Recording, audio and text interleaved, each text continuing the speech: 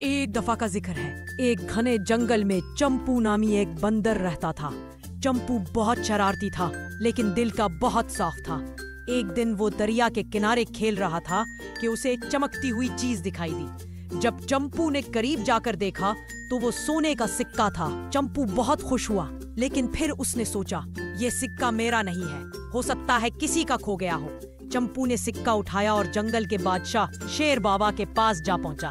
شیر بابا، مجھے یہ سکہ دریا کے پاس ملا ہے، ہو سکتا ہے کسی نے کھو دیا ہو، میں واپس کرنا چاہتا ہوں۔ شیر بابا بہت خوش ہوئے اور بولے، چمپو، تم نے ایمانداری کی بہت اچھی مثال قائم کی ہے۔ تھوڑی ہی دیر میں ہرن چاچی دوڑی ہوئی آئی اور کہا، میرے بیٹے کا سکہ گم ہو گیا تھا، یہی ہے۔ چمپو نے سکہ خوشی سے واپس دے دیا۔ ہرن چاچی نے چمپو کو خوش ہو کر آموں کی ایک ٹوکری دی اور کہا، یہ تمہارے لیے انعام ہے، ایمانداری کا انعام۔ چمپو نے آم کھائے، ناچا اور سب بچوں کو یہ سبق دیا کہ ایمانداری ہمیشہ انعام دیتی ہے۔ سبق: سچائی اور ایمانداری زندگی میں کامیابی کا راستہ ہے۔